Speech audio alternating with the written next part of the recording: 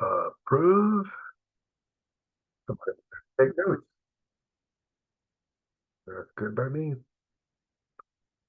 And there's the video and share it. Oh, no, not share, comment. Good by me. There's the video. Share it. Oh, no, not share, comment. Good by me. Okay. And last thing I need to do is to get ready to do our intro.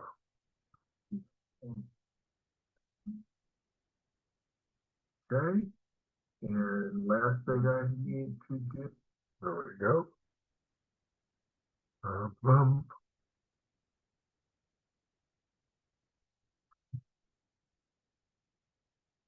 Sonata, are you ready? I am. I was just noticing, I think I see some new names as well as the some of the That's same always old a good names. thing. No offense. That's alwaady a good thing. So if Alrighty. Oh, one you thing I are need to ready, pull up. Jared, then Yeah. we can get going. Hold on one second. I forgot to pull up one thing that makes this whole thing sing like magic. Sort of. Okay, sound bank. All right, I've shared my sound. Are you ready? I'm ready. Welcome to the Life Writing Podcast. We're married authors and screenwriters, Stephen And Barnes. Sonata do talk about writing during stressful times, breaking into Hollywood, and balancing life. Every episode, we'll share more tips on how to build a better life while you create your dream projects. Even if it's only at the rate of one sentence a day. Life writing is the application of the tools of writing to life and the tools of life to your writing. Okay, and Applause. applause.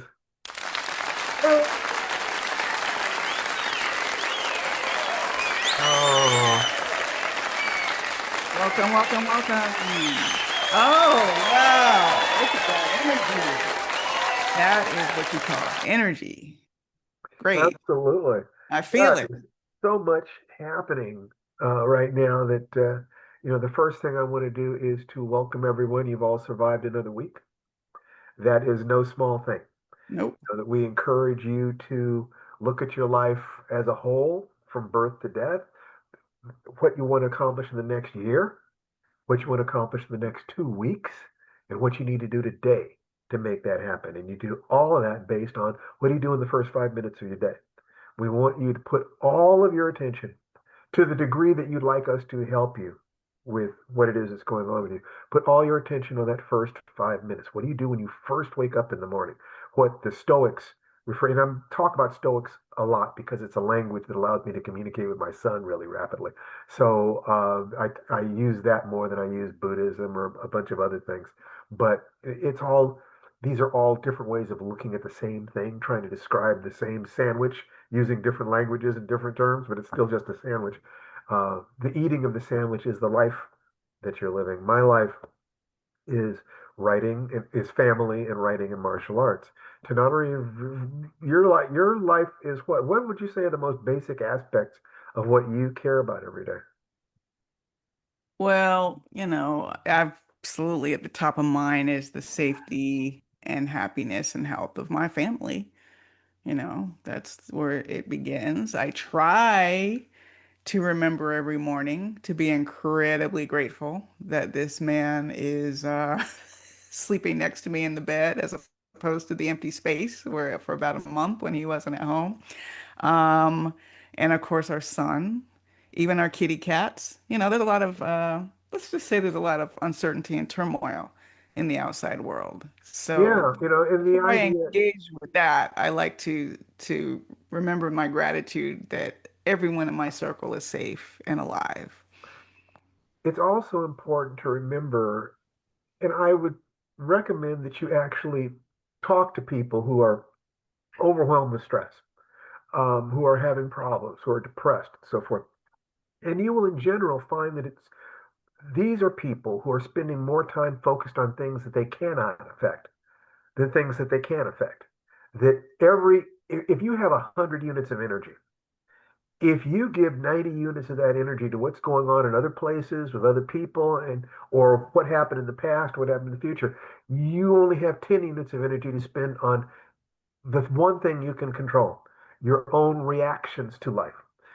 The only time you can have any influence, which is right now, not yesterday. Yesterday's gone. Tomorrow isn't here yet. You have to focus on what can you do today? What can you do right now in this moment? And the when, your circle of control. Your circle of control are your actions, and then the next level of control might be the care of your family.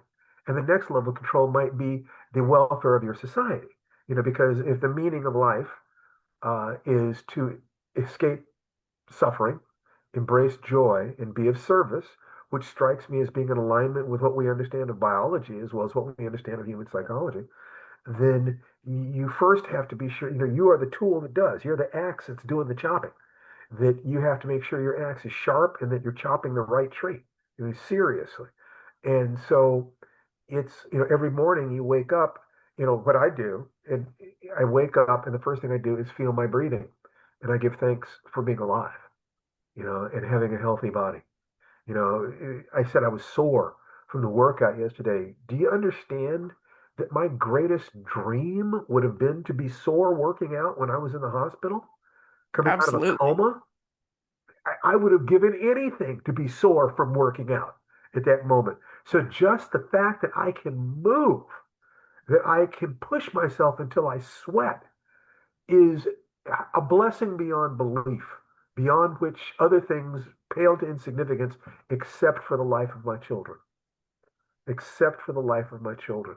So the circle goes from what can I do? What can I do? And we talk a lot about writing because Tananarive and I understand writing as a profession better than we understand any other profession. And so you have to do something in order to make your way through the world in terms of, making money. Money is the coin of the world, of the adult world. It just is. So what we recommend to people is that they write at least a sentence a day. You have total control over whether you write a sentence a day. The outside world has nothing to do with that. That's all about you and whether you keep your word to yourself. So if the first thing you do is to, if I wake up in the morning and I'm glad to be alive, and then I go to my heart and do something very similar to what Tananarive did. I'd be grateful for the woman who sleeps next to me, grateful for the child, my son, who's safe and alive in the next room, my daughter, who's alive down in San Diego, living her life, for my cats, for my grandpuppy, just to my sister, to my community. And I have several different communities of people who want to improve themselves, communities of people who are martial artists, people who are writers, Black Americans. I have several different communities, and the people, readers, if you belong to one of those communities, then I have direct concern for you, and I try to work with you directly. But you notice that as the circles go out, I have less and less influence. I have more influence over my readers, over my students, to the degree that I exemplify my teachings. So if I want to have more influence over other people, I want more people to buy my books. I want more people to love each other. I want more people to be good in the world, whatever that is. The only thing I can affect directly is whether or not I'm that guy, whether or not I exemplify. I do the things that I say. There are plenty of people who will say that the three gates, the Sufic principle, not the Stoic one. The Stoic three gates are: is it true? Is it kind? Does it is it true? Is it useful? Does it progress my intentions? Does it align me more with the person that I'm intended to be? I like the Sufic version better, which is it true? Is it useful? Is it kind? Or I say, is it true? Is it kind? Is it useful? The order doesn't matter. It's multiplicative in that sense. It doesn't matter which order you multiply them.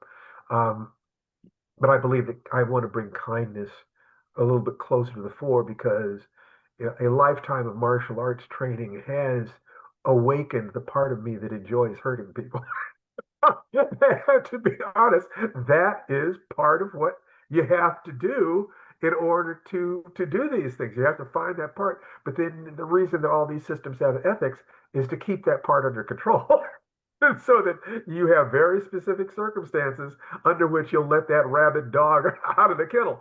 Uh, so if I first take care of myself, I can control, I may not be able to control my initial reaction, the flash of fear, anger, whatever, but I can take a pause after that reaction and ask, is my opinion of what happened here true?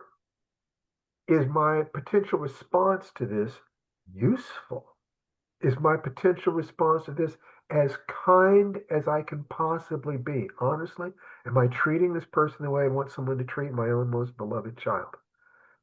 What's going on here? That pause, take a breath and asking yourself, is it true? Is it kind? Is it useful? Will keep you from putting your foot in your mouth or, as a martial artist, putting your foot in somebody else's mouth. You want that pause. Like I said, you're not responsible for your initial reaction when someone insults you, or you open an envelope and you see a bill, or you hear something on the news that makes you angry. That initial burst is human. But what you get to do is take a breath and decide how you react. So if I decide, I take a breath in the morning, I say, what is my task? My task is to do what is mine to do today. What is mine to do today? I have to do a certain amount of writing. I have to teach. I have to have my business meeting with my wife about these different projects that we're doing. I have to be sure that I'm thinking about how to help my son become the man that he is committed to being. What can I do today? We get to take another step together. He and I are both aware more than ever before that we don't have infinite steps to take together. So I have to make sure that I'm taking them with integrity. So those are the things that I think about before I ever even get out of bed. It's being grateful for life, being grateful for love, being grateful for another day to further my intentions. What are the three things I can do today so that in a year I'm where I want to be? Write down those three things and then you do a physical action. The action should be getting down to the floor and back up again. The sun salutation from yoga is the perfect version of this because it's available to the widest range of people. And when I was in the hospital bed, just visualizing myself doing it and breathing along with that visualization and twitching my muscles as much as I could was starting to strengthen that body mind connection. And I'll be able to do that as long as I have any consciousness at all. Cut off my arms and legs, blind me, and if I know I'm alive, I can continue to connect with that breathing. So your most critical things need to connect to what you can actually have an influence over. Look at the people around you, and you tell me whether it is true that the most miserable people are the people who are the most concerned with what other people think and do, and things that are happening in other places or other times, and taking their attention off this moment, their bodies, hearts, and minds, this place. If this is true, then I want you to commit to every day remembering to do the things you can do to write that book or that story, to make your body strong, to tell the people that you love them in the time that you have. Because I promise you, at the moment of death, all you're going to ask will be questions that have to do with, did you keep your childhood dreams? And did you act in alignment with your sense of virtue in the world? Because if you did both those things to the best of your ability, you'll be able to die at peace. And if you can do that, you can live with power. Tananarive. Well, with that word, which was certainly a sermon, why don't we talk about what's going on?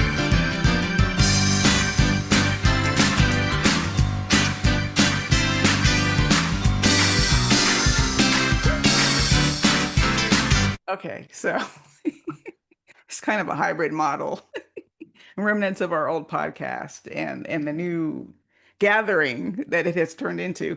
So I, I'm working on a short story that's due on deadline. And it's interesting, I recently got notes back on a project in a shared world, not quite a work for hire, but also I did not inspire it. And it's with a New York Times bestselling author. It's super secret. I can't talk about it. But I did get notes back, and as I probably could have predicted, the aspects of my story that were supposed to interact seamlessly with the larger world weren't quite where they need to be. And that came on the heels of another meeting about a screenplay where that wasn't quite where it needs to be. And I just want to reiterate for all of you folk that no matter what level you are as a writer or whatever kind of work you do, it is perfectly natural to feel, wow, have I lost my touch? You know what I mean? Like, can I still do this? Do I still remember how to write a story? Is this the beginning of when I start to suck? Or am I never going to stop sucking if you're still a beginner? So that's always interesting. And I was talking to my therapist just in general yesterday about what I was working on. And I, as with every new project, there's a little bit of a struggle, especially in the beginning. You want to find the voice of the character. You don't want to overburden the present action with backstory. It's just like this dance to try to make it interesting, but also make it textured. And I was feeling like I didn't know where it was headed. And then when I was talking to my therapist about my story, I basically described the ending that I had not come up with yet. I was like, wait, that actually could work. It's one of those pieces where sometimes in a short story, especially in a short story, the ending is about the character deciding to take an action. And we don't have to see what happens after that decision. If the action was effective, the point is your character is a bit paralyzed and you want them to move out of their paralysis. And I'm not going to spoil. Why am I getting an echo? That's weird. Anyway, I'm getting an echo. I don't know if you are. But so I'm not going to spoil the story, but I realized while talking to my therapist, and this is why it's good sometimes to talk about your work, don't over talk it. I've done that. But sometimes it's helpful to talk about your work because you know more about it than you think you do. And I kind of did know the ending I was working up to, but I think I got rid of the echo. My speaker was just too high. So sorry about that. But yeah, I had a character who was paralyzed. Oh, you still hear it? Oh, wow. Is this Steve's plot to keep me from talking? No, I'm kidding. No. Oh, now no echo? Okay, good. I turned down the volume enough. I probably need headphones. But the point is, and this is maybe useful in terms of the life writing method of looking at a character as an extension of you as the artist, right? So I was a little paralyzed. My character is paralyzed. So, we have some kinship in that area. And I'm not going to spoil the story, but it's something that presents as if it's sort of a true crime scenario, but it's actually supernatural. And the reason for the supernatural intervention is that the spirit that is causing these things to happen, that she thinks is happening for another reason, she thinks these things are happening for another reason, wants her to grow a pair, wants her to like stand up for herself, like get past this paralysis and fear and open the door and say, bring it. Like literally, that is the point of this manifestation is to force this character to realize that she's stronger than she thinks she is. And so, to the degree that we can take lessons from the stories we're writing about ourselves and our own lives, of course, I don't have to be a psychologist myself to see that the message to myself is I'm stronger than I think I am. And I have what it takes to write the hell out of this story. Of course I do. So, bring it. And that's it. That's what's going on with me, honey. Well, it's, you know, that's partially what's happened here. Bum, bum, bum. Where am I? Yeah, where are you? Sorry, Where'd you go? yeah, I hear you, but I don't see you. the spotlight. Okay, so my writing, I looked over the storyboards for The Keeper, the movie that we want to do. We're working on the storyboards, um, taking business meetings on various things, uh, coordinating with our agent, our manager, on building the team that we're going to need to make our first feature film,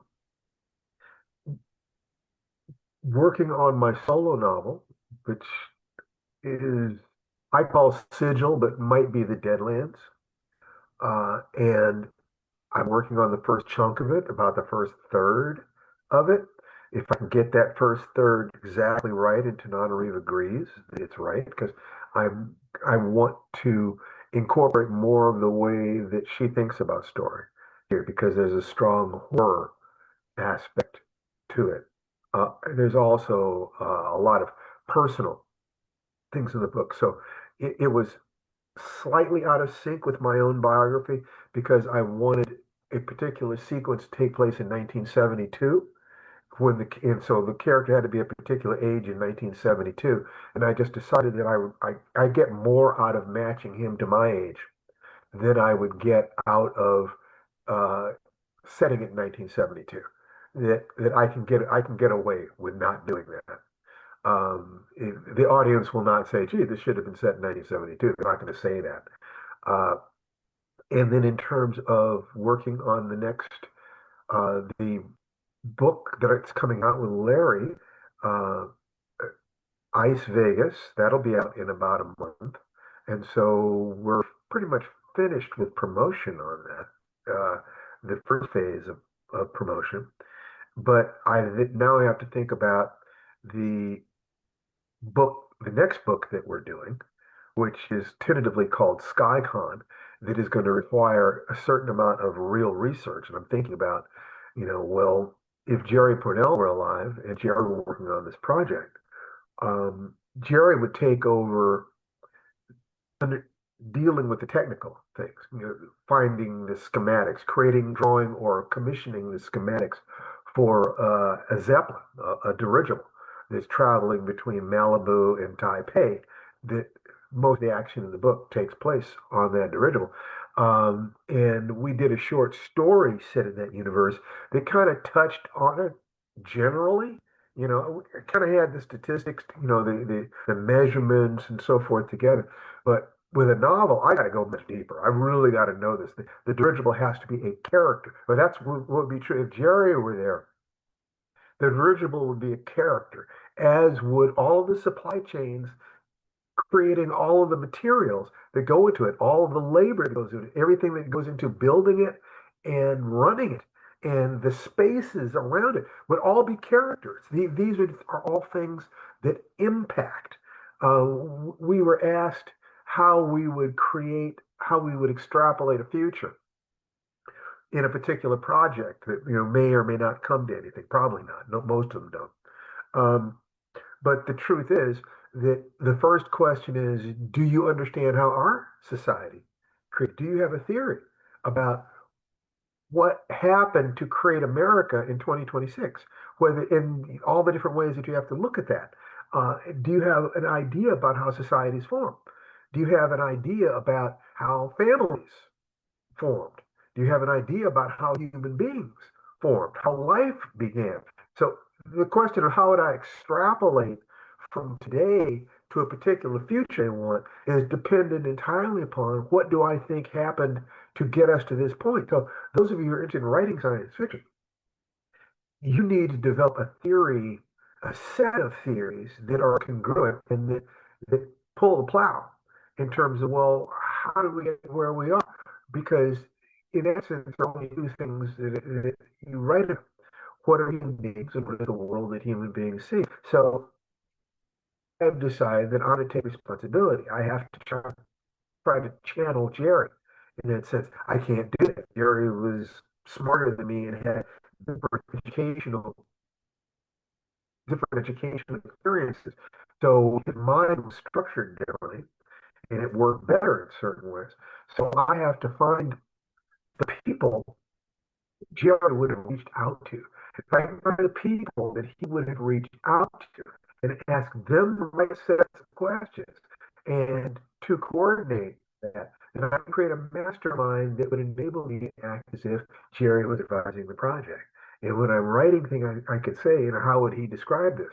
Because part of the purpose of the exercise of working with Larry is to have the most fun and to do the best work possible. And I believe that there is a quality of his work that was at its best when he's working with Jerry. There are things that I can do and that I can bring to it that are more in alignment with the way I see life, but I want to be sure that I'm covering the territory that Larry Niven fans want. That I want it as much as possible. I want to honor that. So I understand. I feel like that's paying attention to what my job is in this part of the process. So there's that, and there is the other project that we talked about that we can touch on tonight if you would like to. What other projects Oh, yes, you know, that we're make working your on? own. Yeah, then make your own movie. Oh, okay, right. I automatically went to writing. Well, in a way, So, yeah, after I'm going to start this the long way around, as I tend to sometimes with context. We started marketing ourselves as teachers and selling courses. Holy cow. Maybe Steve's been doing it since before I knew him. For me, it might be 20 years ago. And I was very nervous about it. Even though I've been teaching in an MFA program, I was really nervous about one-on-one writing coaching. And when we first started that, and since that time, we have done courses on screenwriting, horror writing, Afrofuturism, you name it. If you check out the courses page on Steve's website, it stephenbarnes.com? Is that your website? Anyway, we um, should know that. I forget what that We is. should But certainly, definitely, if you go through lifewrite.com, you'll find everything. yeah, find the website. So in any case, this is a new threshold for us because our next course is about make your own short Stephen-barnes.com. stephen-barnes.com. Okay, so yeah, and the courses page has a bunch of courses there, including the Tai Chi course, which is how some of you first started coming to this fire dance. Well, anyway, first started coming here. So now we've made two short films, one as producers and screenwriters, Danger Word back in 2013, and the new one, The Keeper, which comes out on the Japanese streamer Samantha in September and is also in a couple of film festivals. I don't know if I'm allowed to talk about the second one, but one called Black Star in Philadelphia is the first one that accepted us.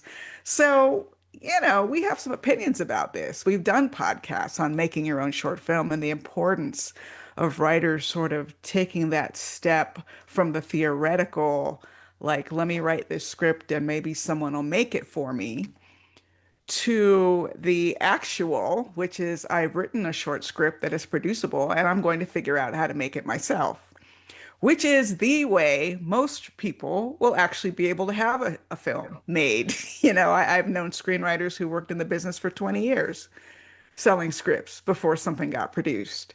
So if you just want the money from selling scripts, that's fine. But if you really actually want to get a script produced, which by the way can help attract the kind of financing that would get a feature script made, then we're strong believers you got to do it yourself. That's what happened with our graphic novel, The Keeper, which before it was a graphic novel, it was a feature length spec script, meaning we wrote it just for the heck of it. No one asked us to write it.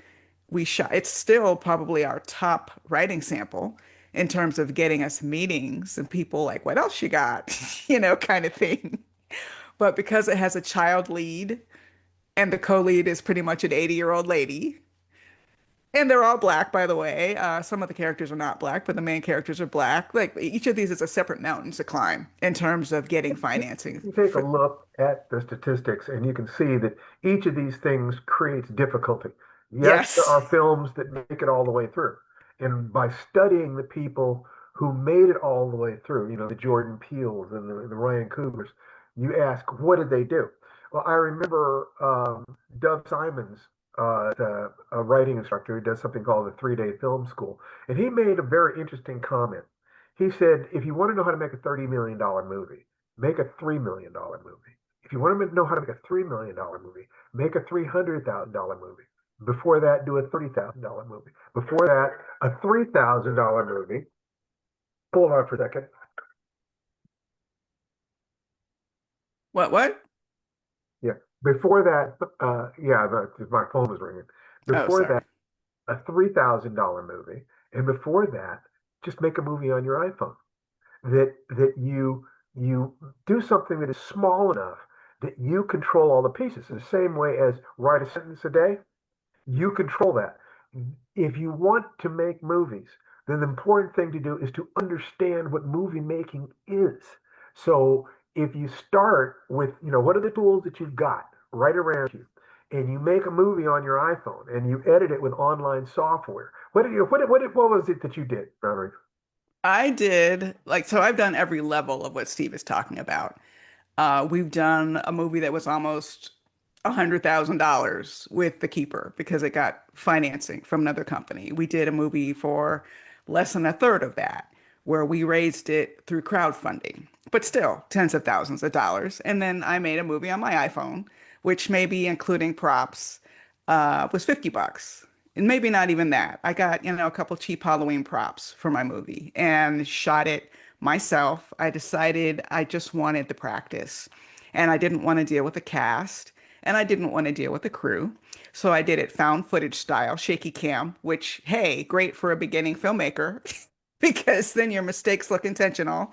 It looks great and shaky, I'll tell you that. So I did shaky cam found footage style about a woman who's going on a work retreat and gets lost on the hiking trail. It's called Lost, and if you go to my YouTube page, Tanana Review on YouTube, you'll see Lost there. I've Folks, debated putting it up on IMDb, but I got shy of doing that because I don't know. It was just me. I'm in every role. I was the director, I was the cinematographer, I was the actor. That's gonna look kind of weird. to the degree that you guys can take a look at whatever your goals are. Some of you want to just be happier and healthier, and that's fine. Some of you want to make specific career changes. Some of you would like to take your career to a higher level or take book writing or story writing and transfer it to Hollywood, whatever it is. Uh, Talking about this specifically, hopefully, will be useful to you.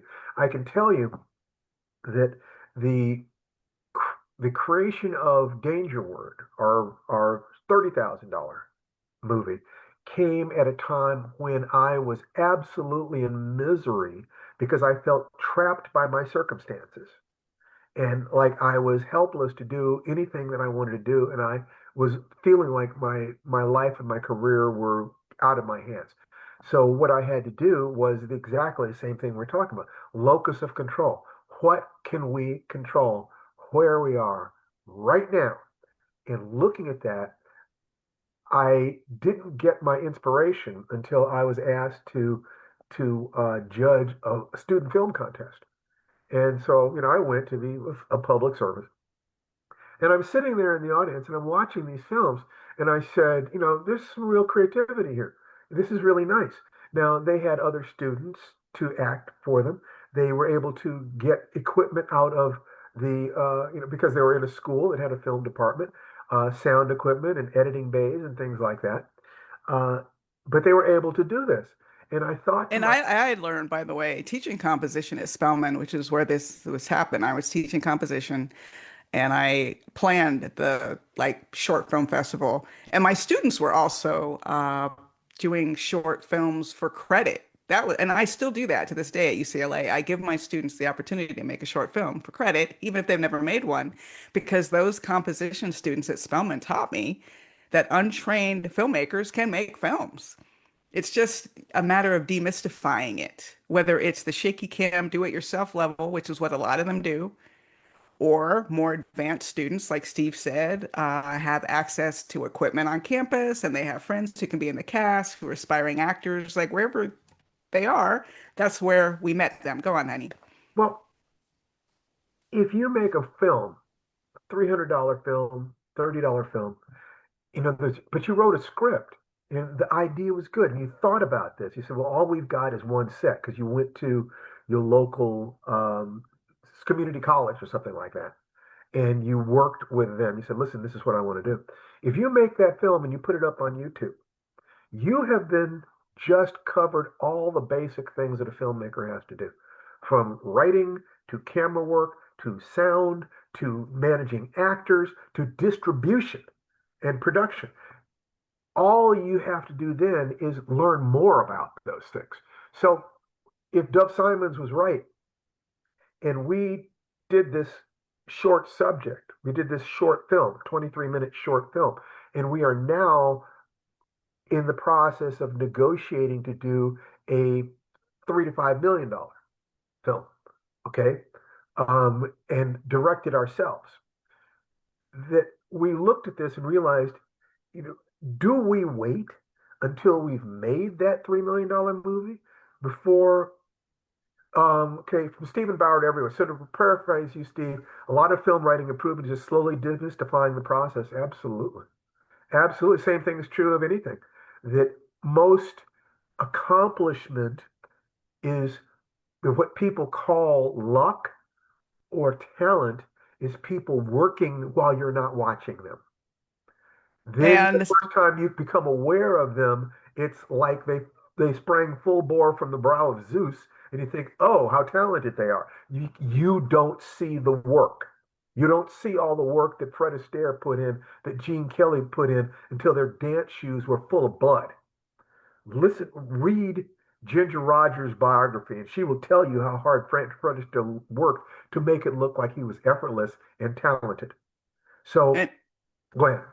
I was going to say, some of you may be sitting there thinking, well, great, I put a movie up on YouTube or Vimeo, so what? Who's going to see it? I mean, okay, maybe not that many people see it.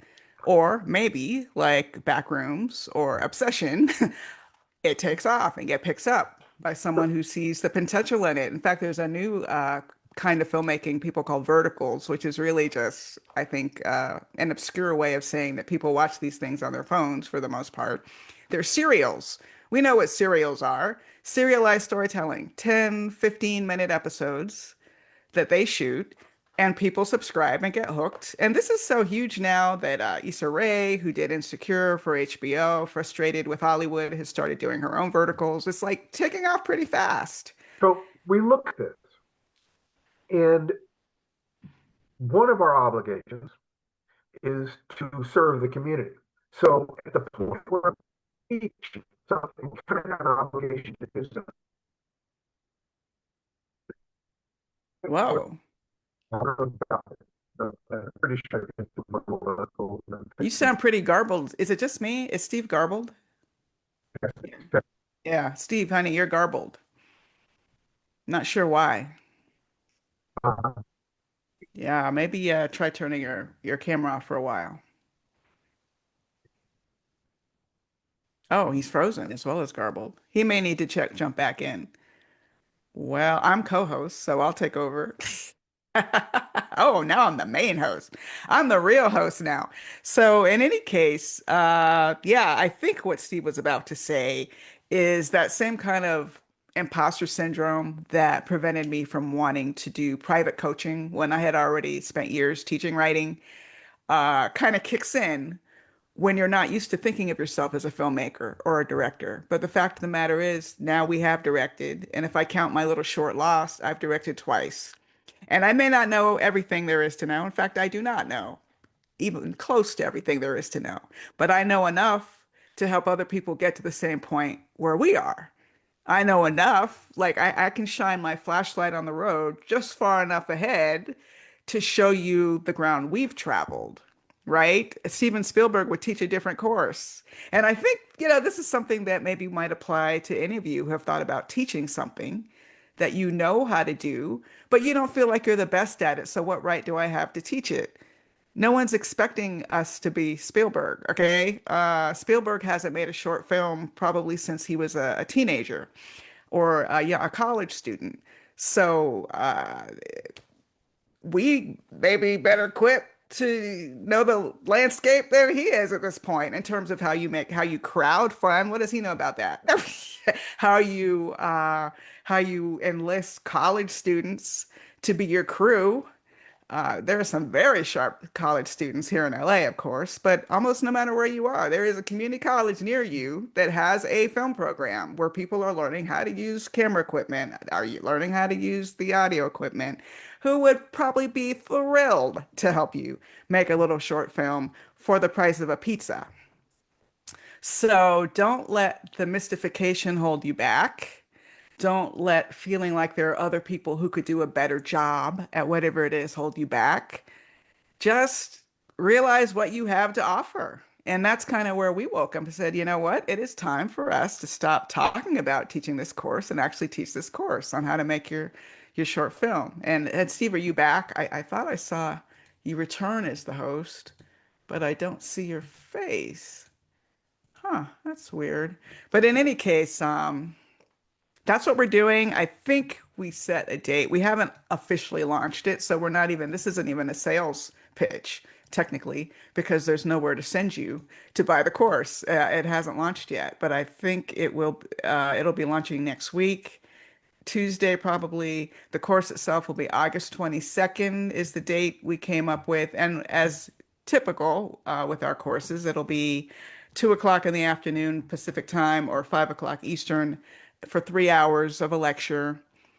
And what we're doing differently this time is we're going to have a two-parter so that when people go and make their films, we will reconvene and screen the short films that the students make, which if they're anything like my college students at UCLA, will be super fun to watch. And of course, as an add-on for all of our master courses, the big 3 hour master courses all include the free add-on where you get an ongoing membership in our Life Writing Professional Workshop, which meets roughly twice a month and has some very great writers who are up and coming, some of whom have published, some of whom are unpublished, but you get to workshop your scripts and or your prose as a free add-on when you take our Make Your Own short film Yeah, course. I don't know what was going on with the with my desktop, but I'm switched to my laptop. Yeah, that's much better. So we have a couple different concerns. You have to look at these things from multiple directions. One of them is, do we have something to teach? And the other is more practical and personal. That any time in life that you want to move from one situation to another, you're likely to be going through shallow water, thin ice. Oh, your Well, recording might have stopped. You might need to start recording well, again. yeah, but don't worry about that. Okay, It's sorry. streaming to Facebook, Okay, great. and that's my recording. Okay. Um, so it's there are times like I first started teaching, first started coaching people when I was in separated from my usual sources of income, and I thought, what else have I got to make a living? And I worked it out. And I said, okay, the philosophical things that I've been teaching to people have said that they found those to be of value, so let me teach that. And so I made six figures my first year doing coaching over the phone and over Zoom. And then I decided I don't like to sell my time and energy, because when you coach one-on-one, you're selling your time and energy. A lot of But time. but if you teach multiple people at a time, you're selling your information. And so I said that is the better thing for us. So as we get ready to make this feature film, one of the things we have to do is be sure we've got safety nets so that we can take time away from some of our shorter term money earners to be able to put time into these long term disciplines, these long term things. We make a movie, there's going to be money attached to that, but getting there might demand that we spend money when we're not making money. So if you don't think that we're looking at that and saying, okay, let's teach a class. Let's make sure that the price point on it is fair. Let's make sure that we over deliver in terms of content. And one of the things we did to over deliver is to have that second weekend. That's that second class where people get to show what they've done, so we can talk about it, so we can lay out, this is what to do, this is why to do it, this is how to do it. Now let's see what you did and see how you applied these lessons so that it becomes alive. So we will be opening for that on Tuesday, I think it is. But we wanted to be honest with you and give this as a chance, as many of you want to make a transition between one thing that you're doing and another thing that you're doing. A lot of people feel trapped by their jobs. They feel, I can't do what I want to do because I need this paycheck. Or I can't leave, I'm barely making it working here. I can't even get prepared for a job that might pay me better because I need this job that pays me badly. That understanding how to make a change from one station of your life to another and compensate for the money that's in there is going to be partially based on asking yourself, what have you got to offer the world? Who is it that needs what it is that I've got and also has the resources to be able to pay for it? How do I convince them that what I've got is more valuable than the money in their pocket? You have to, in order to get somebody to buy something, they have to be convinced of its value, that they have to feel that their money would do more for them in your pocket than in theirs. And furthermore, that they should do it now. If marketing is convincing them of the value, sales is convincing them to take a step now. So part of what you have to do, when people say, if I put it up on YouTube, how is it going to get seen? They're saying, how do I market what I'm doing? So you have to understand that. You can't just be good at doing a thing. You also have to be good at marketing it and selling it. And that is something that artists hate. Artists hate that because I the have hated it for insecurity, sure. yeah, the insecurity says that you do what you're doing here for free. So what difference does, why do you market something you do for free? It can feel like prostitution. It honestly can. That is no exaggeration. And I've seen fine artists unable to earn a living because they can't promote themselves. They can't ask what they are worth. They don't believe that the time and the effort they put in is valuable. They don't see it. And all you have to do is ask, look at the person you were 10 years ago. Do you have anything to offer that person that would be worth it? Look at the person you were 20 years ago. What would you say to that younger person? That younger person will give you money for that advice. And therefore, it's not saying you don't have to feel like you're better than somebody else. You've had a different set of experiences. And to the degree that those experiences will save them the time and energy that it took you to get that knowledge, you have something to sell. So, What helped me get yeah. past my aversion to marketing and trying to sell was seeing the reaction of people who thrived under the tutelage. Like people like maybe years ago, you were one of my coaching clients. Oh, now you've sold your novel finally, or whatever it is, just and especially in our life writing professional workshop, that which we really envision to be something like an MFA style workshop or a Clarion style, or you name it, where people who are, I would call skilled readers, not just the loving readers like your family members, if you can get them to read it, where everything you do is brilliant, or if it's a screenplay, they can't make heads or tails of it, or whatever it is. Skilled readers who can give you feedback and tell you the truth. So that's probably the most valuable step in a writer's development. I think it was for me.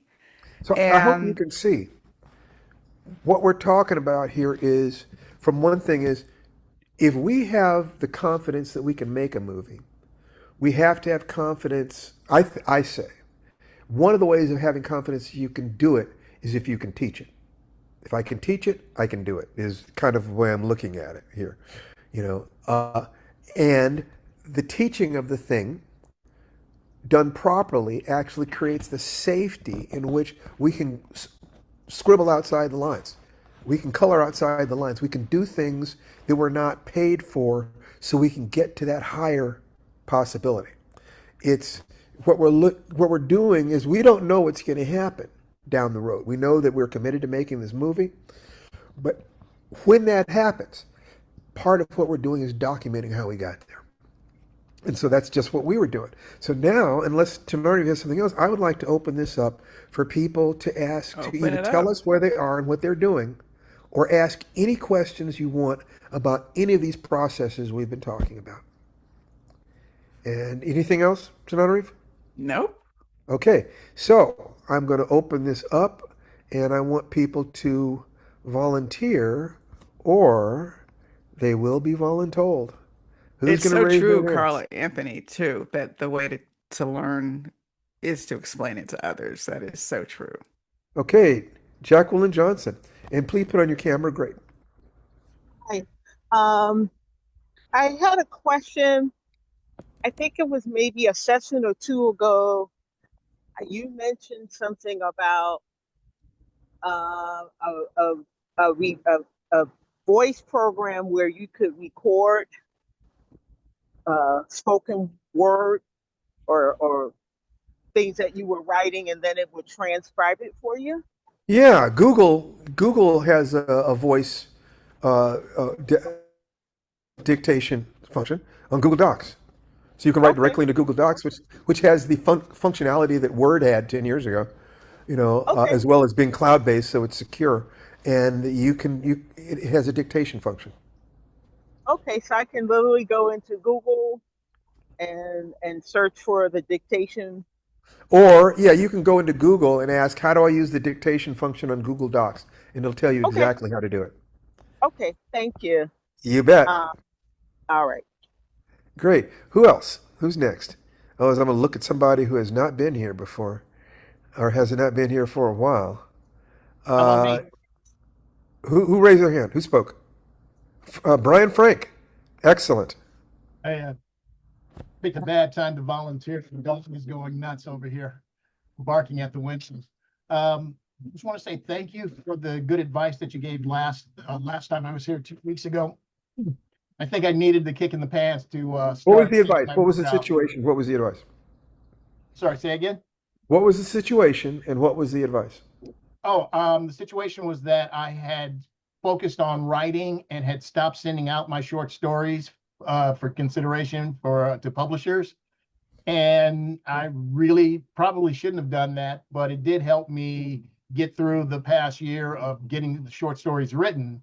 And now I started last week sending them out again to publishers. So See, what you uh, need to understand, Brian, is that we have a very narrow aperture through which to see your life. A few minutes a week. So what we do is we design systems that enable us to make rapid judgments about what's going on based upon inadequate information. And one of the things is when we say, write a sentence a day, are you doing that? Yes or no? If you're not doing it, why? If you're doing it, let's move on to the next step. Are you writing 1 to 4 short stories a month? Are you doing it? Great. If you're not, why? So at every one of these things, it's like looking at where is the water leaking out of the pipe. Okay. Then the next thing is, are you finishing and submitting at least one story a month? Because one of the things I found is people generally don't start, they don't finish, or they don't submit in a process that enables them to start dealing with the emotions of rejection, the emotions of putting it out there. It's so easy to write and tuck it away in a drawer and never deal with the confrontation of what if somebody says I suck? What, you know, what happens if I get rejection after rejection after rejection? That the difference between people who are successful as writers and people who aren't is, as far as I'm concerned, it's not anything innate. It's whether they develop these skills, and some of those skills are mental and some of them are emotional. And some of them are a matter of what do you do with your body every day? Like, did you sit down and actually write every day? So when I said that to you, and I talked about that with another writer recently, and this can be confrontational. And I apologize in advance for reacting to what I see through that narrow aperture there. I can't see your whole life. It could be that it would be perfect for you to write 10 stories before you begin to send off even one for publication. That's absolutely possible. But you need to have some sense of where do you want to be in a year? And if in a year you want to be published, then you really need to write a story every other week.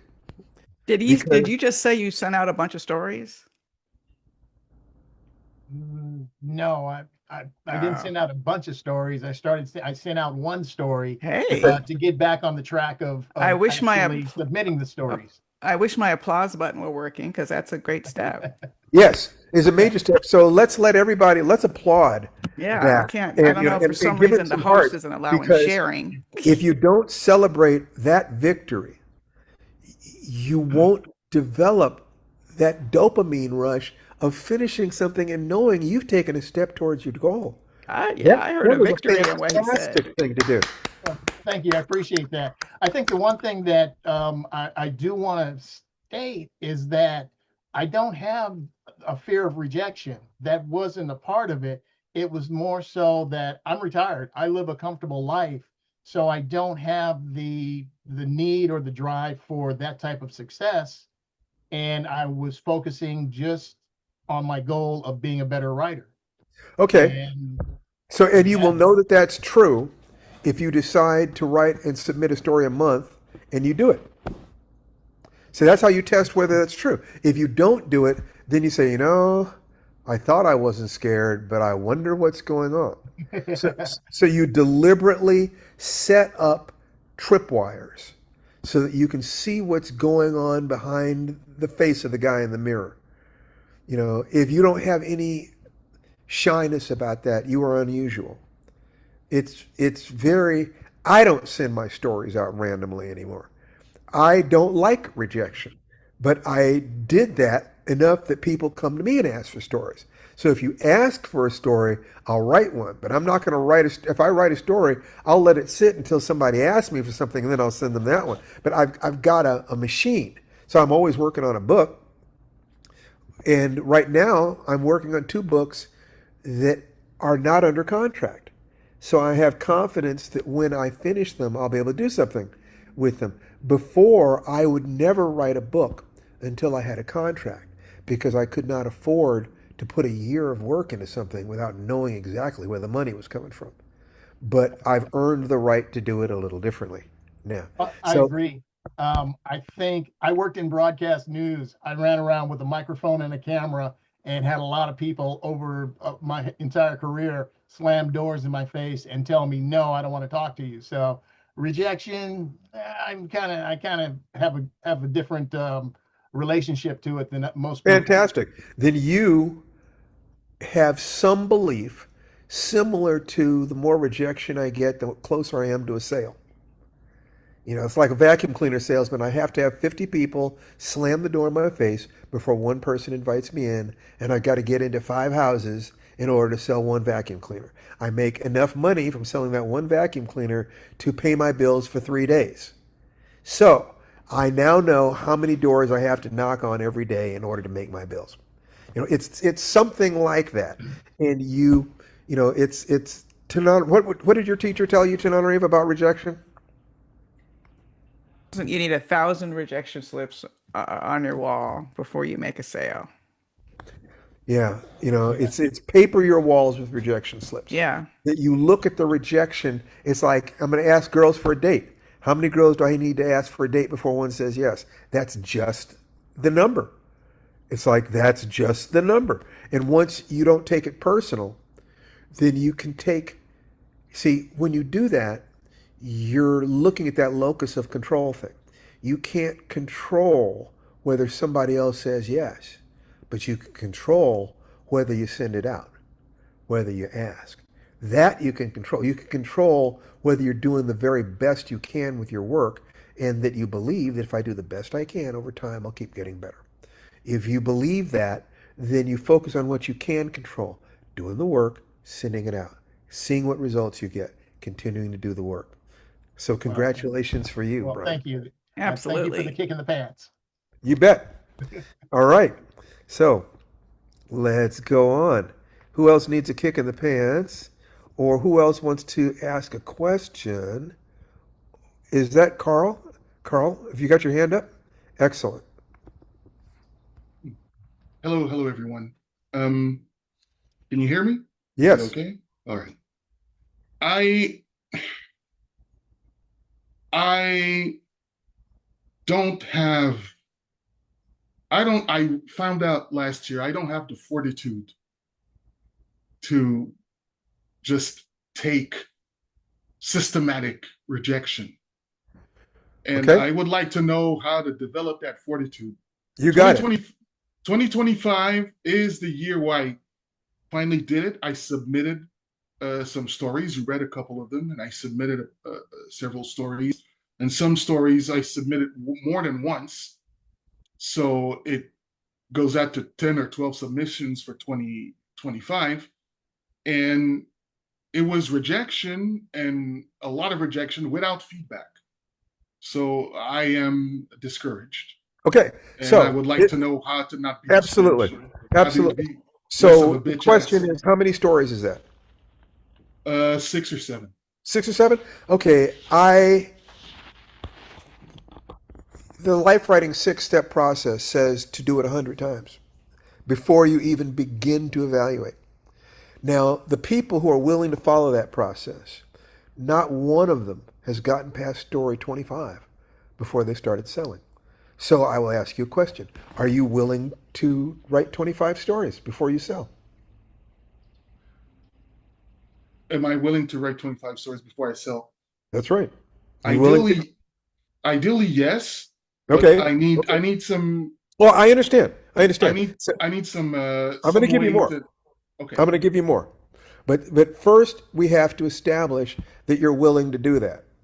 Okay. So you on a logical level understand, yeah, it does take, I have to ask a certain number of times before I hear a yes.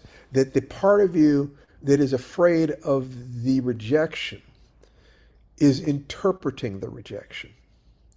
You are not having an emotional reaction based upon what happened.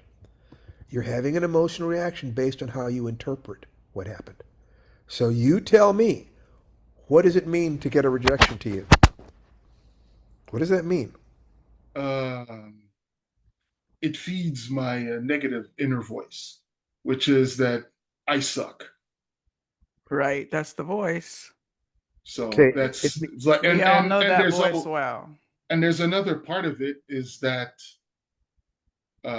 outside of you guys, I haven't had any feedback on these stories. It's more like not a good fit, good luck. So okay. Well, how do I So stop are how do I you are stop you in our sucking? life writing professional group? yeah. Yes, yes, So have you submitted a story to Life Writing Professional? Yeah. twice, yes, Okay. About a while So back.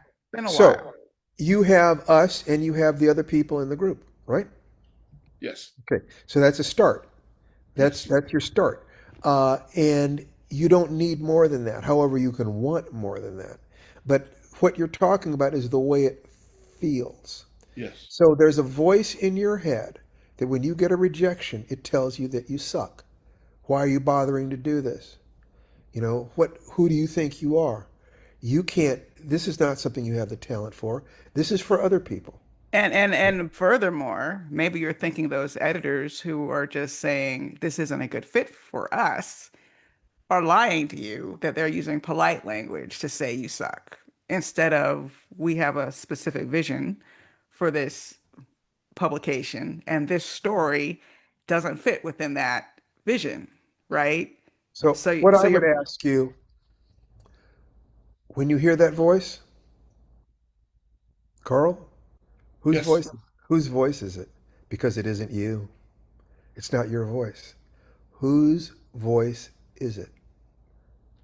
Take your time.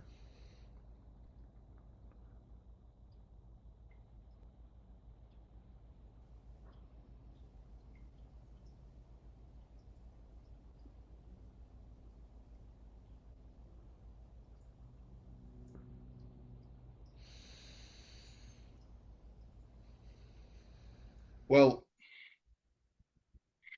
if it's not me, because it's my own insecurity and No, imposter no, no, no. syndrome. I understand that. It's not, the voices in your head are not you. You are the one listening to the Mm. voices. So if it's not you, who is it? This is an incredibly powerful exercise because once you understand that your voices in your head are not you, you gain power. You don't have to do what they say. Let me give you some for instances. The voices in your head might be people who have loved you, who don't want you to hurt yourself and want you to have a stable job. Don't try to chase after the arts, you'll just get hurt. The voice in your head might be jealous people who don't have the courage to do what you've done at this point, and they want to drag you down, crabs in a basket. The voice in your head could be the outside community. It could be voices of racists, of people who want to hold you down or literally don't believe that you have the capacity to do it. But what I can guarantee you is that the voices in your head are not you. And if you can identify who those voices are, you then get to ask yourself the next question. Why the hell do you listen to them? Why do you care what they say? You cared what they said because you thought they were you. As soon as you begin to realize that the voices in your head are a collection of all the things that people have said to you over the years, that your ego identity is the result of all of the masks that you have worn in order to get the responses from people that you felt you needed to survive. You gained that belief when you were a child and you needed your family, you needed your community, you needed society. You could not oppose them. So you tried to make yourself as harmless as you could be. You didn't let people see your intelligence. You didn't let people see your drive. That masculine sense of, if you don't get out of my way, I will rip your throat out with my teeth. That animal sense of, I am alive in this world and I will be who I am while I have the life to live. Instead, if I could take a wild guess, it's been more like, let me make myself small and invisible, which is something I went through. So I'm just projecting onto you, Carl. Let people Or, not notice me. Let me or, not intimidate people. I go so far out of my way when I'm walking in the neighborhood to be hi because I see the nervousness when I'm approaching. a lot of guys who, if they went to the gym, would be beasts. What they do is they put on a lot of weight as a way of signaling to the world, I am no challenge to you. I am harmless. I do not compete with you. Do not hurt me. It's time. Here's the trick. You cannot live small enough that death won't notice you. You can't. Given the absolute knowledge that you are going to die, and there's nothing you can do about it, and there's no one you can make happy with yourself enough to avoid that, what shall you do with the rest of your life? And I suggest that this is the first step in living with power. You simply make a decision. I'm going to write a story a month. I'm going to send it out. I will have negative emotions that come in, and as those emotions come up, I'm going to study them, I'm going to evaluate them, and I'm going to deal with them. That the obstacle in your way, your fear, is exactly what you need to get through in order to be the person you have always dreamed of being. That the story writing, which are not essential, you have chosen an arena in which you can be rejected so that you can experiment with, how do I react to rejection? I guarantee you, without knowing you at all, that that fear has stopped you in other arenas of your life. If you This look is at, go ahead. I was just going to say, this is why my high school teacher's advice was so important to me, even before I started really submitting. I had started submitting in high school, but I was submitting to ridiculous places. I was submitting to places that would never publish me in a million years because I hadn't Yeah, learned how to don't be submit more limerick discerning to about that. popular mechanics. Right. I hadn't learned how to be more discerning. So sometimes if people are telling you a story isn't a right fit, that means let me be more discerning about where I send my stories. That's probably, I mean, it's not what you're reading when you see the message, but that is the communication of the message, right? So But beyond that, the image of wallpapering my wall with rejection slips for a while helped me reframe every single one of those rejection slips, which I did put up on my wall. And I suggest you do the same thing. Print out those emails, put them up on the wall, not as some reminder of shame or disappointment, but as bricks on the yellow brick road. Because, okay, I'm on my way. This is here. every story you get rejected, you submit it to the Life Writing group. And you find somebody else who's looking for a writing partner, somebody to look at their stories. You say, I ought to look at your stories if you look at mine. Have you been And on since Rusty Cundiff joined our group, the director of Tales from the Hood? Yes, yes. Okay, good. great. Just So checking. this is the road that, by having the courage to raise your hand and say, I'm letting fear stop me, we then get to look at the fear. What is fear? Fear is your mind and body telling you to pay attention to a challenge. Something is coming. We must pay attention. Once you pay attention, fear is a message to take action. The more fear you feel, it's only because you're not taking action. If you're taking action, you're in the flow state and you don't feel the fear. So if you take action, you don't feel the fear. If you take effective action, you'll feel less fear tomorrow. But one of the things to understand is if you're a real artist, the fear will never go away. The fear will never vanish. Your relationship to the fear changes. Your understanding of what fear means changes. You look forward to the fear because it means that you're close to the edge. And close to the edge is where life happens, is where art happens. So if you've got the fear, it means you're going in the right direction. It is actually saying, keep going, but use me to motivate action. So read more, write more, and I would suggest using the life writing technique, which is write a story about someone who is stopped by fear in And some also situation that is analogous to yours. the input of the Life Writing Professional Group in terms of calls for submissions. You see those come up from time to time, just making sure you're refining, finding the right homes, because that is an important part of the process. Not every story is a good fit. So I'm going to use a rather, what I'll say is a trite comparison, because this doesn't mean as much to me as writing means to you. And I know this, but I'm just going to say it. It's my dancing, okay? I've been doing dancing videos on Instagram and social media as a way because I've discovered I love dancing and I have a knack for learning choreography. It gives me joy, and by sharing it, it gives other people joy. But when I started this 2 years ago, it was by learning Thriller, which took weeks to learn. I did it and tried to move right on to Rhythm Nation, which is way harder. And then I got scared. I thought I'm never going to be able to learn even a little bit of this, and I stopped. I stopped dancing for a while, but I got a dance app just for exercise and, cardio. And it's only been this year that I put my toes back into it. And I did learn some at Rhythm Nation. I did get ambitious and try to learn some fly girl moves from the 90s. Just 30 seconds, 45 seconds. Steve mentioned tapping. I bought some tap shoes. Tap dancing is hella hard. It is a whole different thing. And I was like in the beginning, because what's that saying you have before mastery? No, every master was once a disaster. Every master was once a disaster. And when I started the Fly Girl routine, when I started Rhythm Nation again, trust me, those early rehearsals suck because you're comparing yourself to this final product, a superstar in my case, and you're just like in your office trying to learn some moves. But I have learned over time that if I do it a little bit every day or regularly, I do get better with every practice session. I know that now. So because I know that, it helps me weather the sucky period So longer. mastery is tolerance for sucking Yeah, it's and, just, and, yeah. and, and tolerance for boredom because it gets boring. And if you're constantly looking for something new, you will never get good at something. You'll never get good at anything.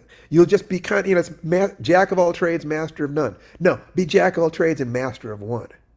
Have something that is in your back pocket that you're good at. I've got three. It's like it's reasonable. I wanted to be a master.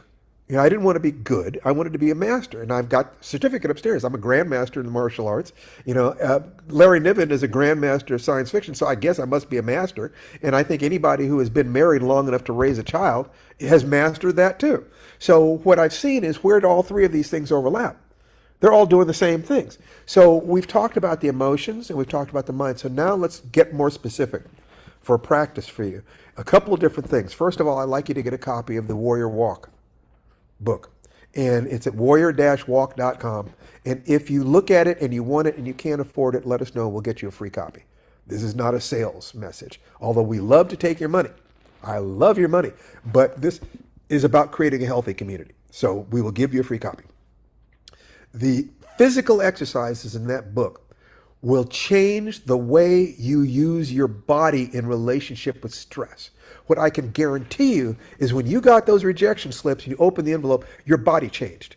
Your physiology changed. If you'd been hooked up to a lie detector, it would have seen the stress spike. Your breathing changed. Your skin conductivity changed. Your pupil dilation changes. Your skin temperature changes, your heartbeat rate changes, your respiration rate changes, the depth of your breathing changes, your shoulders got tenser. All of those things happen under stress. Those are all fear response. Therefore, If you change your physiology, you're able to deal with stress without it becoming strain. Stress is what you want. You want the environment to force you to become stronger, which is all that stress is. You don't want the stress to become strain, which is more stress than you can handle at a given moment. The way to do that without even reading the book is go to YouTube. Look at a couple of videos on diaphragmatic breathing, belly breathing. Okay?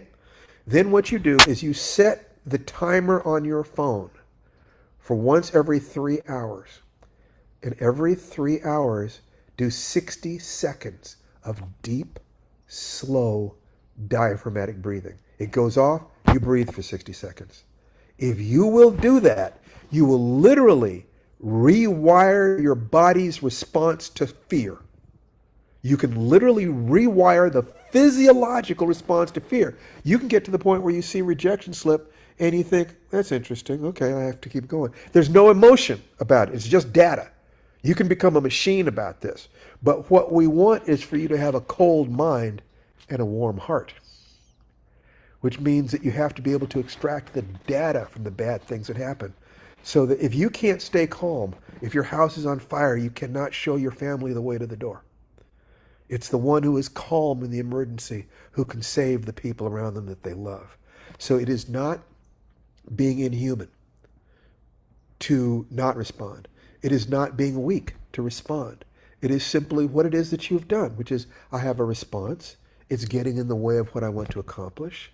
Allow me to ask people who have managed this. Have you experienced fear? How did you deal with it? And which is what you've done. That's the appropriate thing. That's the M in the magic formula. Is what is my map to being a successful writer? I want to be a successful writer who makes 6 figures a year on his writing. How do I do that?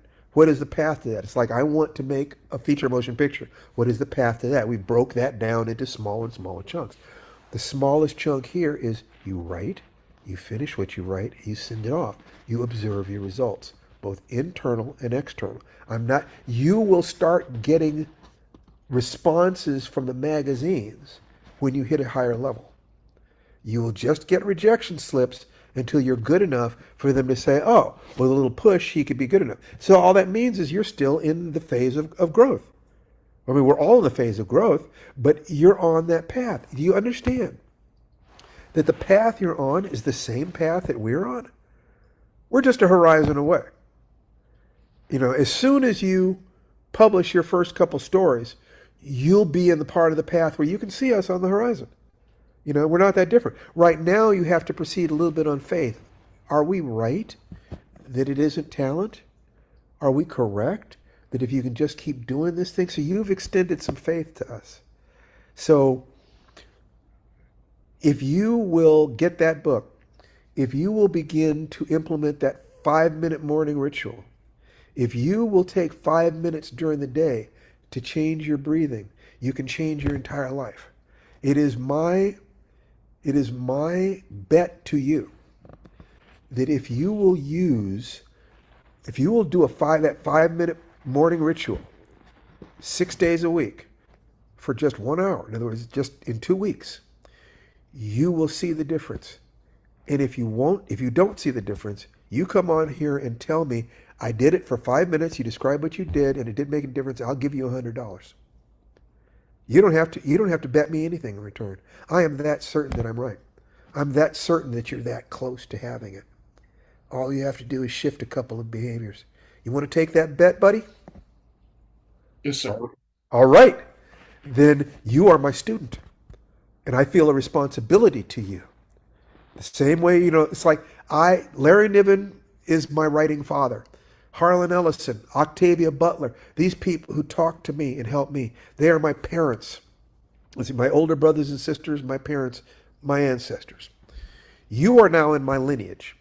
I have the same responsibility to you that they had to me. I feel like the only way I can repay them is by giving something of real value to you. If you succeed, I succeed.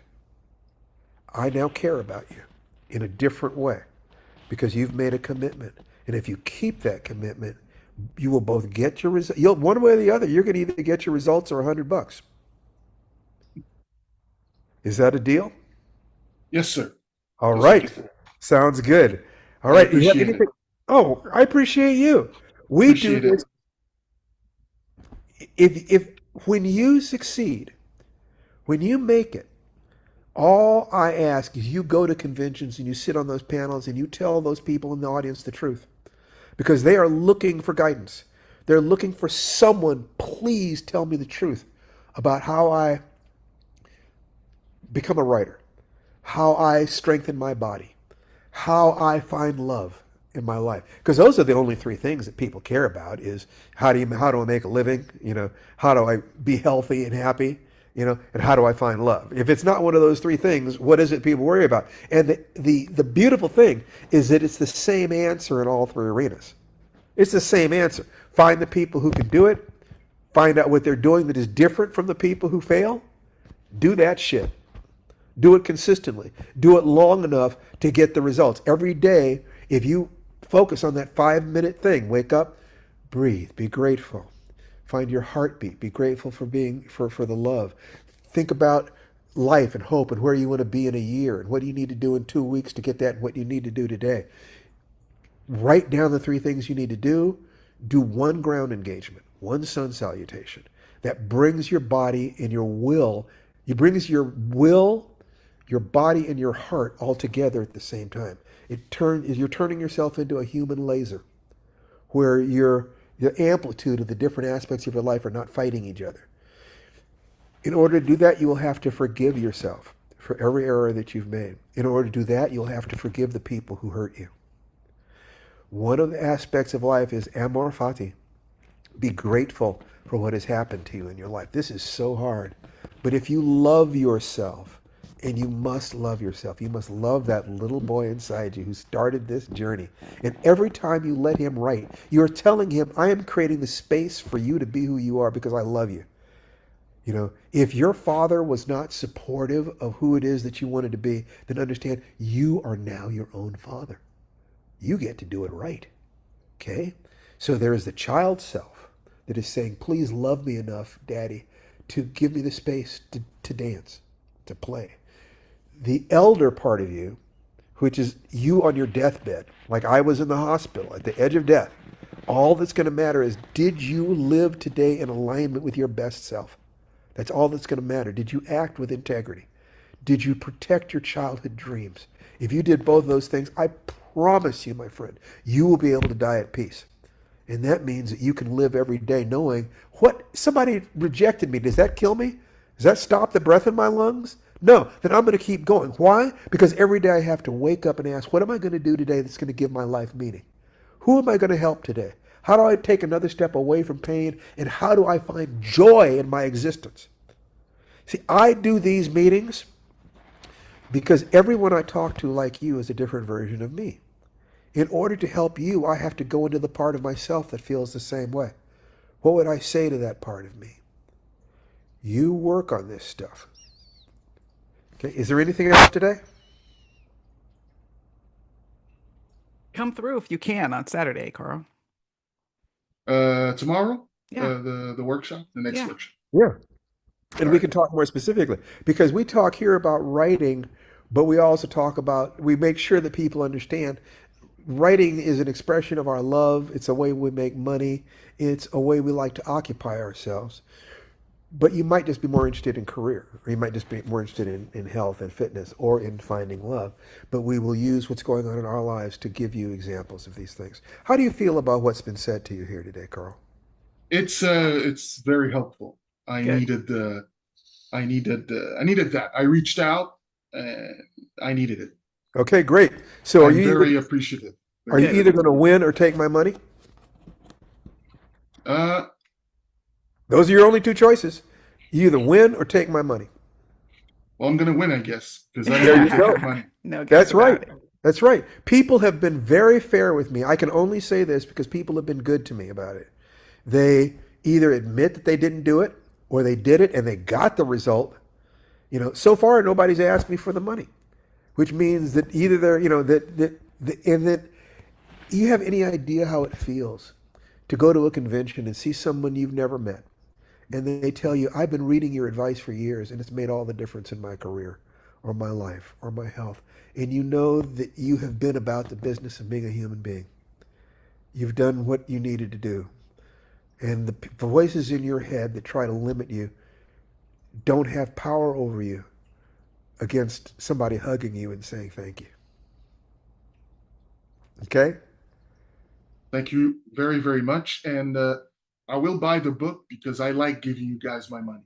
Hey, we like taking it because we roll that into our lives and it enables us to create safety for our family as I've been well giving as you I've been giving you guys money since at least 1989 when I saw Gorgon Child on a shelf, and I saw this cool ass Prince cover album looking thing that promised me to set my mind on fire and put me on the path that I am now. I will So tell you that there is a remaining, I don't know if I'll get to it, but I do have, there is one more Aubrey Knight story called A War in Heaven, and I really want to write it. And I'm working with myself right now to balance all these different things so I can do that because it's going to be a big gift to those of you who loved those first three books. Take care of yourself, buddy. thank you very much, Tananarive, Stephen. Thank you very much. You got it. All right, we've got just a few more minutes. I love Anybody the way got it? Carl says my name, by the way. He says it like it's, the French way, I guess. There's a Mia Jackson. I see Mia Jackson. I'm not sure I've spoken to you before. Hi, Mia. Hello, how are you? Welcome. No, you haven't spoken to me before. So I'm new in the group, Great, fantastic. Welcome. but I followed you both for a while. And I Okay. get the Is there newsletter. anything we can do for you today? I've been writing my whole life, basically, but have not submitted anything uh fiction wise to be presented. And I've written professionally as a copywriter, marketing, branding, that sort of thing. And now I'm finally serious about the book. I keep getting the message, use your words. It's like, okay, how am I going to move out of this phase of life? And the message that always comes back to me is use your words. And Okay. so, I will say one thing, and then I'm going to turn it over to Tananarive. The one thing I would say is don't start with a novel. Start with short stories. mhm. Starting with a novel is like trying to run a marathon when you've never run around the block. Okay, Be good. very careful about that. That is a primary way that people screw themselves over. I I mean, mean people, it that. can be done, but it can take 10 years, And I think, Mhm, just from a practical standpoint, we think the reading world needs to know about you before 10 years from now. So mhm. you learn your lessons of creating fiction, beginning, middle, and end in stories that are 20 pages or shorter. Yeah, you can write a story in a week. You Mhm. send a Yeah. story, you send that story off and you get a rejection. That hurts, but imagine how much it hurts if you'd spent 2 years working on it. So that's just the probably the primary reason we suggest people write short stories first, especially if they're learning how to transition into fiction. But then there are a whole bunch of other reasons. Just creatively, my next novel, Maisiewood, which comes out in September, started as a short story. I didn't know it was going to be a novel, but it was Incident at Bear Creek Lodge was the first short story. And then I felt like I wasn't done, so I wrote another story called Return to Bear Creek Lodge, but still felt like I wasn't done. And next thing I knew, it was a novel. So I have two, like if I had been a new writer, it would have taken me years before anyone heard of me if I had been working on the novel first. But the first short story won a World Fantasy Award. So it's like you just don't know what a short story will lead to. So it's I've, not just, I've uh, written several short stories that I just have I oh, just you have need them to So, all start. sort of so, sitting. so join our Um, group at lifewrite.com. It's free. It's okay. free. And there's that 6 step process. And just very, very briefly, it's write at least one sentence every day, Mhm. write 1 to 4 short stories a month, finish and submit at least one per month. Don't rewrite except to editorial request. In other words, once you send a story out, you keep sending it out. And you don't Okay. rewrite it unless an editor says, hey, if you change this, I want to look at it again. The fifth step is read 10 times as much as you write. Stephen King says to read 100 times as much I as you love write. Stephen King. Yeah. Okay? And you could do a hell of a lot worse than modeling Mr. King. Mhm. And the sixth step is repeat this process 100 times. So the idea of what most people do is they'll write 5 or 6 stories, send them out, get rejections, say that must mean I can't write.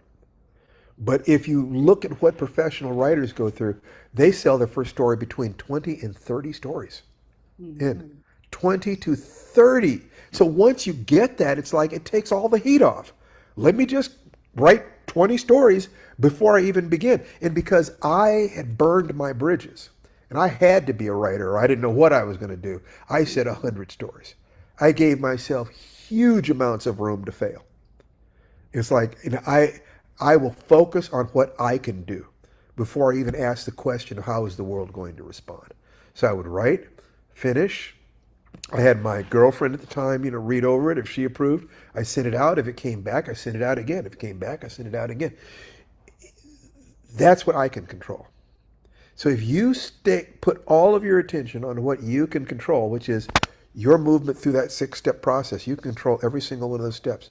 You don't need any cooperation from anybody to follow those 6 steps. And if you follow those 6 steps, you will publish. No one has failed yet. That's why I can afford to say $100 Okay. if you do it and you don't do it, because not a single person has claimed the money. They either quit or they get paid. They get published. That's what's happened. By talking to Octavia and a number of other people, I actually created a path that has never failed. It's like I wish I could say I created the pieces of it myself. No, I just synthesized. I noticed. I went looking. How do you succeed at this? How do you succeed at this? Anyway, I hope that's been useful. Yes, it has. Thank you. Great. Tananarive, you have a final thing that you want to say? One quick question. How do I Oh, sign up for the group? go to lifewrite.com. Let me put it in Right, the okay. chat here. Okay. Thank you. You got it. And we hope to see you there. Lifewrite. More than 500 members now. And it's Not totally everybody free. is super active, but there is a great exchange of information, inspiration, And and it's most all about importantly, community. how do you be a successful writer, or for that matter, a successful reader, or a successful artist, whatever. And some of those things are specific instructions, but an awful lot of it is how do you organize your mind? And how do you work your heart? How do you get your emotions in line? Okay, so Tananarive, any Well, final words? I have a thought. Why Yeah, don't you all go out and make yourselves the hero or heroine in your own story? the hero in the adventure of your lifetime. Okay, let's everybody take off Bye-bye. their mute and Take say care. goodbye. Have a good week, people. Bye, everybody.